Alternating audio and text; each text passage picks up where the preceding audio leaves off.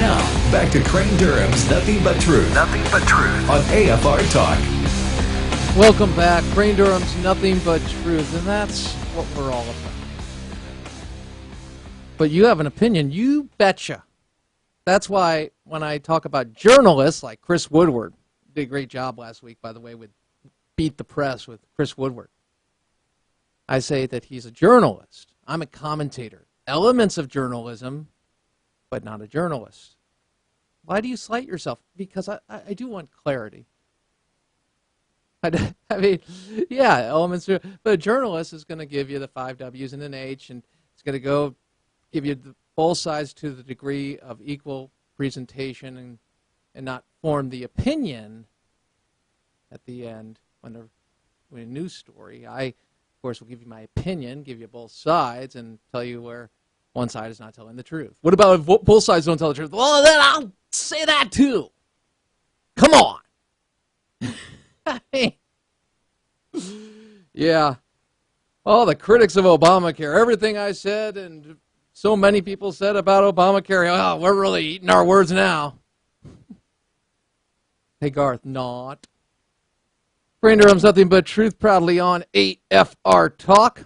We go to Fox News Sunday, and we're going to break it down like they did in Breakin' 2, Electric Boogaloo. We begin with one of the architects of Obamacare, Dr. Ezekiel Emanuel. And Dr. Emanuel is asked by Chris Wallace after citing the Wall Street Journal piece about the debate that existed in the administration before they made the claim that you were able to keep your health insurance. He is cited, or after that is cited, Chris Wallace says, is that true? Was that misleading? And interestingly enough, this is what Dr. Emanuel said. Again, Chris Wallace had a little problem getting the question out because he was being interrupted, but he said, quote, I have to ask you, does Obamacare mandate that insurance companies change their plans to meet certain standards? And this is in response to the misleading claim about keeping your health insurance, but also grandfathering in. Here is the response. Roll it. Yes, it brings it up. But those, look, we grandfathered in all the pre-existing plans. If you want to change plans or you want to buy a new car, you have to meet safety standards. That was the rule. Wait, but wait a minute. Your grandfathering is so narrow. For instance, it's not so narrow. Let me give you an example. For instance, if an insurance company changes the copay by more than $5 over the course of the 3 years since 2010, it's no longer grandfathered in. That's a usually a 25% change. That's a big change. You have a $5 change in the copay. Now it's not grandfathered. You have to ask the question, how many planks do you change in a boat before it's a different boat? And that's the same thing here. We had a plan. We argued about it. We tried to come up with... You didn't tell the American people. We tried to come up with a... No, we did. We grandfathered in the plans, and we tried to come up with a... You said, now, if this plan is in effect until March of 2010, you can keep it. That's what it says. It says grandfathered... Mr. Capretta? Grandfathered plans were allowed, and if they changed it I didn't too hear much, the president mention the word grandfather in those pledges. That's how we fulfilled his pledge. That's how he fulfilled his pledge. So they knew it was going to happen, and they realized they had to write the regulation to fulfill the pledge. But bottom line, what he said is not true. And John Roberts, Fox News correspondent, actually did a report on this and how it impacted specific people like Betsy Tatter. He mentions that her premiums will go up from $454 a month to $871. And that's because they canceled her system, or her existing plan. She says, quote, I can't afford the new deductible, which is $12,700. So Wallace asks a very simple question. Why does Betsy Tatter need you or the president telling her what insurance she needs? Listen to this response and understand just for a moment here. Why does she need the president or you or somebody from government telling her? Think of the arrogance in this response. Roll it. People who knew the law as it was being written knew the president wasn't telling the truth. The grandfather provision written into the law itself was too narrow, and frankly, they wrote a regulation intentionally trying to get people out of the individual market. Look, they want the people to go into the exchanges because there's a lot of people in the individual market. The whole point of the exchanges is to close down the individual insurance market over time. The insurance company, they wait a wanted second. to move millions of people into the exchanges. Insurance companies it was intentional. Insurance companies don't like the individual market as it's constructed. They see the future. That individual market is going away. They don't want to invest in it. But that's not why what the president said. Let me finish. The president said you could keep your plan. No, the insurance companies are making that choice, not the president. All right. Jumped ahead just a bit, but that point is the individual markets going away.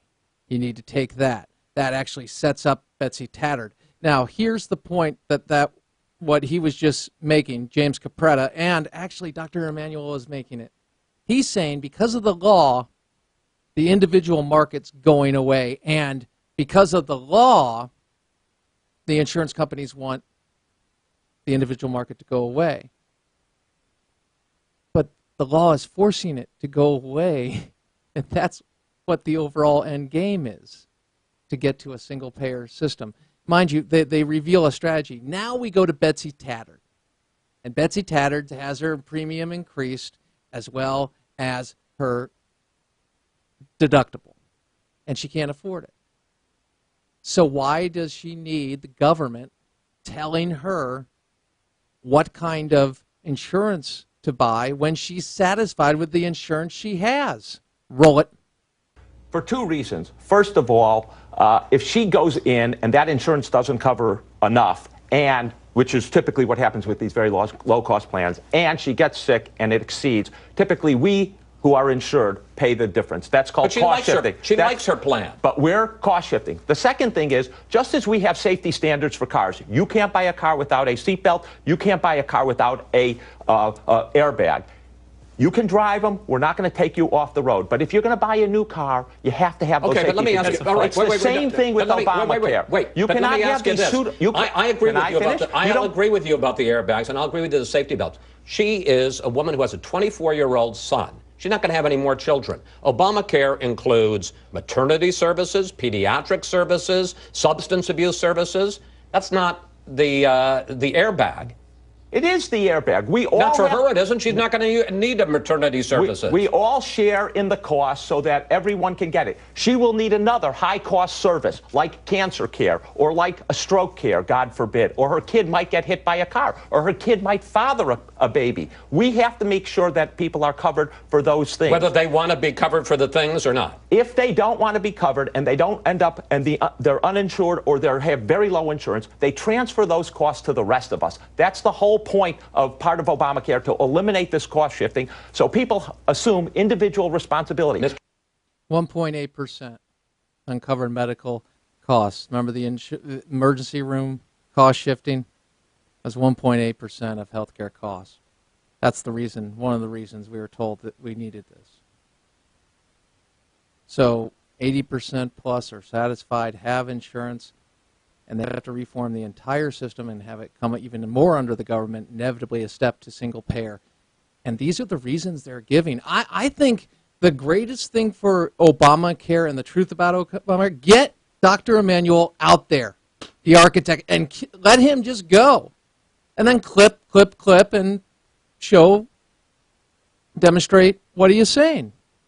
Because I think it sinks the argument for people that have any concept of liberty and understanding of our rights and where they come from, and the concept of limited government and constitutional restraints, even though we're far outside those and we live in an entitlement society, though an entitlement society we pay into, yes, but take about $100,000 plus out of, because we can't keep it up. Remember, it's a pay-as-you-go system. I don't mean to go down the road to give you all this information, but I think you can handle it, because you understand that what they're saying is, you can't take care of yourself. You can't choose your own plan.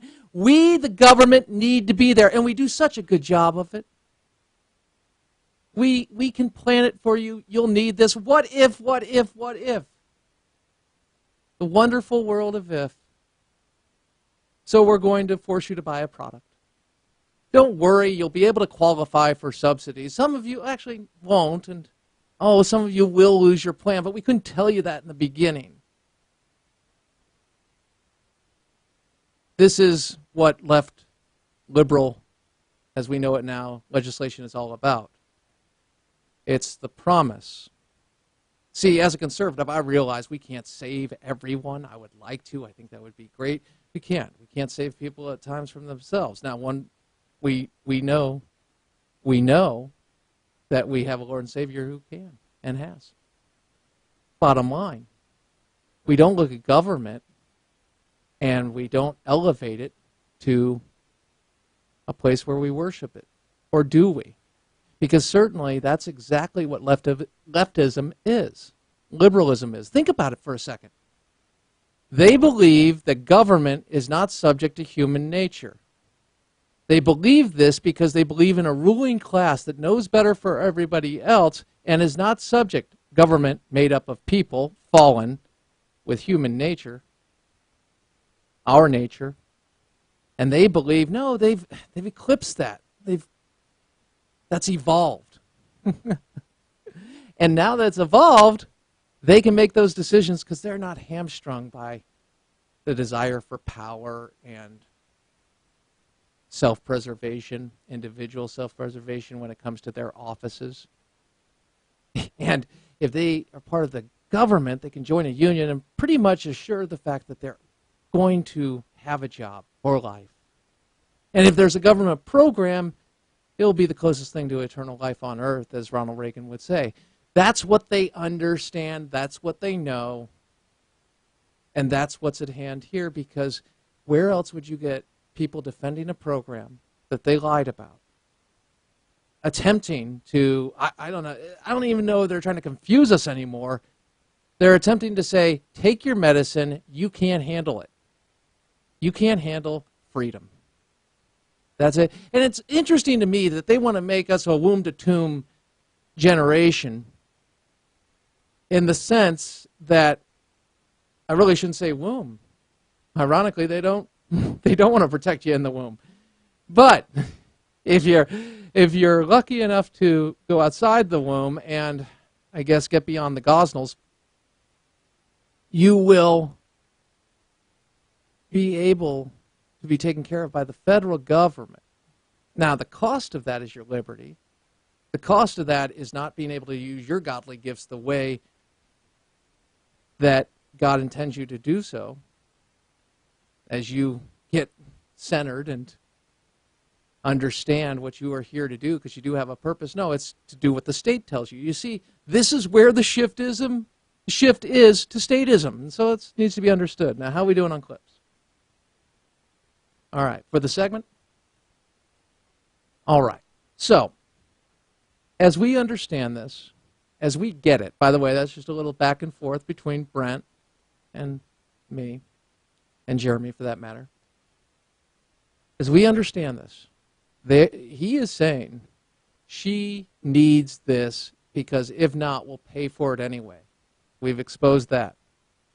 We've exposed the idea that the government can come in and say this and make that excuse for pretty much anything. That you can't handle it. We're going to pay for it anyway, so government needs to take it over. Let me ask you, when you are hearing these lies, when you are seeing what's happening with Obamacare, tell me, give me your experience, what you're experiencing now in your health care. Has it changed? Are you concerned? Has the price gone up? Have you called in? Do you hear? We got that story a little later about calling in. Yeah, that's beautiful. And calling in and you're in the same queue as everybody else. Like President Obama was saying, no, you can call in, fill out some paperwork, you can do that. You don't have to go through the website. Well, actually, it's all in the same place, aggregate-wise, all the same place. And so that's the understanding. So let's conclude this section, which is about businesses specifically, and businesses dropping people, because we're looking at about 93 million, not 14 million, 93 million people losing their health insurance because of Obamacare. That's something that we've been talking about for the last 2 days, Thursday and Friday. Ovik Roy has been all over it. Seton Motley has been all over it. And we're learning that now. But Chris Wallace asked about that and asked about the specific companies that were dropping. And Emmanuel says, hey, look, it's under 50 employees. They're not dropping it. And Chris Wallace comes back with, wait a second, isn't Walgreens, they're dropping it? They're all saying they're going to take people off their coverage and put them into the exchanges. None of them are going to be able to, of those people are going to be able to keep their current policies. And here is Dr. Ezekiel Emanuel's response. Roll it. Those are companies making decisions on how they want to insure people. Remember, because of the way Obamacare works. Before Obamacare, those companies could drop coverage at any time. Before Obamacare, companies didn't have to offer insurance to their people, and many didn't, as we know. We have 50 million uninsured people, so plenty of people, and most of those are workers, by the way, who didn't have coverage. Simple question. So before Obamacare, we were having lots of... Are those people going to be able to keep their coverage as the president promised? The president, look, the law does not say Sears drop coverage. Sears decides what's good for Sears. The law doesn't say to the insurance industry, you drop coverage. The insurance industry decides how it's going to make money. When the private companies decide that they're going to drop people or put them in the exchange, you blame President Obama. He is not responsible for that. Mr. Caprara? He is responsible for this. They set up incentives that penalize companies with a very large fine if they don't have insurance that complies with the Obamacare standards. So they pay a big penalty if their workers are getting inadequate coverage. If you're they put under them 50, you pay no penalty, and if you're over 50, it's $2,000. It's not a big penalty. Large incentives in the healthcare law that are forcing companies and encouraging companies to do exactly what they're doing. This was not accidental. It's not accidental. It's $2,000 per worker, not a big deal. You see how he's speaking to the issue of costs? Now, that should tell you something, too. Remember, this is one of the architects. This is what they designed. This is the ruling class. And they're dictating this. And it's a failure.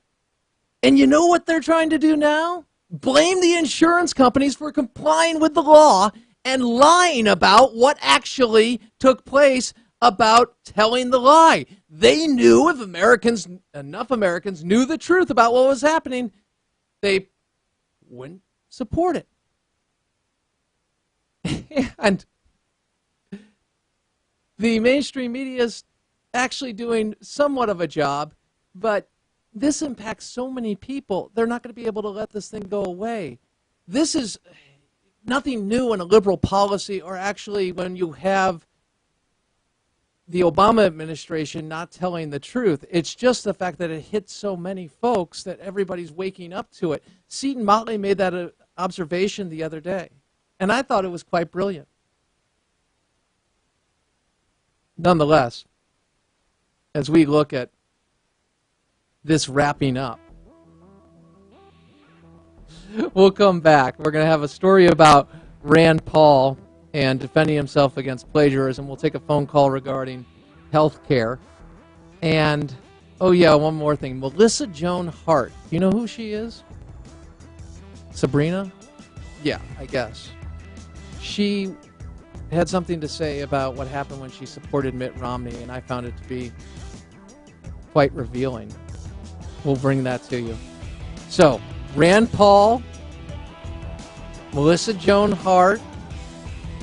Is there something else? Oh, yes, CBS News with a big story about another piece of the deception regarding Obamacare. That's all next. Brain Durham's Nothing But Truth, AFR Talk.